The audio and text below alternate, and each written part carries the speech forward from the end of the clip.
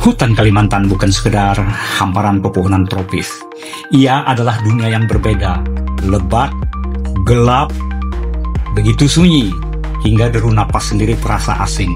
Pepohonan yang menjulang tinggi tidak terhingga. Batang kayunya begitu besar sehingga seandainya 5 orang lelaki dewasa tidak cukup untuk merangkul saking besarnya pohon-pohon tersebut. Di sela-sela akar raksasa itu mengalirlah sungai-sungai yang tenang seolah menyimpan rahasia dunia yang tidak ingin diketahui oleh manusia yang serakah.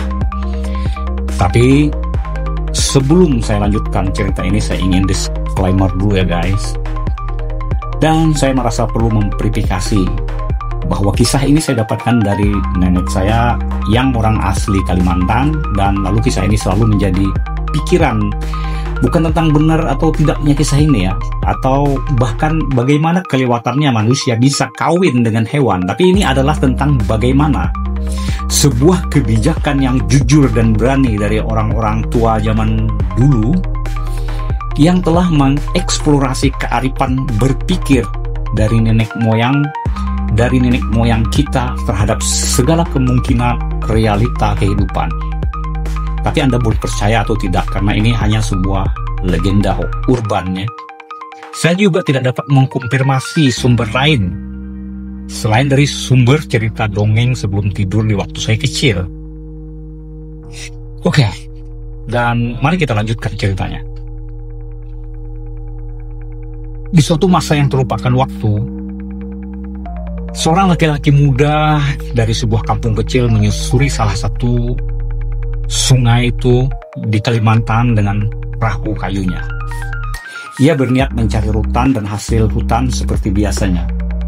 Tapi hari itu nasib membawanya jauh lebih dalam ke dalam hutan, ke dalam rimba, lebih jauh dari biasanya. Ia menaikkan perahunya ke daratan untuk mencari jejak binatang buruan.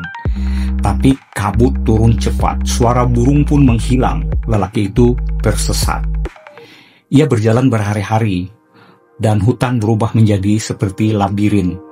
Sampai pada suatu malam di antara kegelapan dan kelelahan, ia melihat sepasang mata yang seolah-olah menyala besar di balik rimbunnya pepohonan dan semak belukar.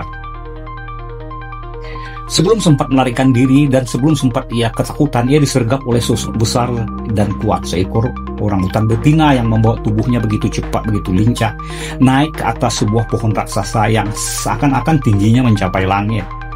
Di atas sana, di antara dahan dan daun, kehidupan aneh pun dimulai. Ia tidak bisa turun. Ia dijadikan pasangan oleh sang orangutan betina.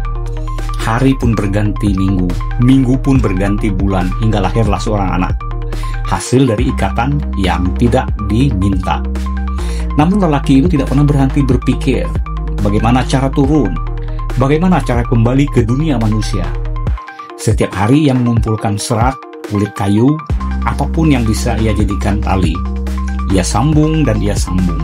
Hingga suatu malam, saat hujan turun deras, tali itu menjadi cukup panjang. Setelah yakin, ia nekat turun. Tubuhnya memang lecet, tapi akhirnya sampai juga ia ke tanah. Ia lari sekuat tenaga dan menemukan jalan menuju ke laut tempatnya yang dulu ia datang. Ia naik ke perahu dan mulai mengayuh secepat-cepatnya menjauh sampai ke muara lautan. Tapi di atas pohon, sang orangutan betina segera menyadari ia telah ditinggalkan.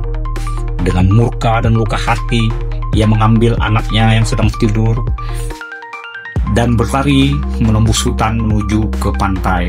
Tetapi lelaki itu ternyata sudah jauh ke tengah laut. Di tepi pantai, sang betina meraung, memanggil, memohon.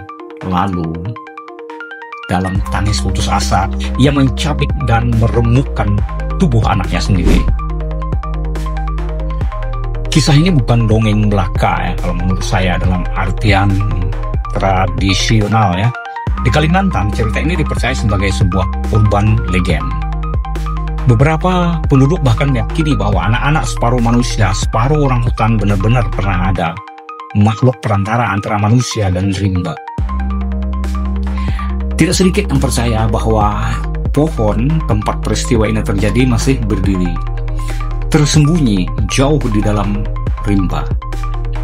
Jadi hutan Kalimantan tidak hanya menyimpan oksigen bumi, ia juga menyimpan rahasia yang menunggu untuk ditemukan, atau mungkin untuk tidak pernah disentuh oleh manusia. Oke guys, cukup sekian ceritanya. Kalau ada umpamanya yang tahu tentang cerita ini, tentang legenda ini, tolong berbagi di komentar di bawah video ini ya. Terima kasih.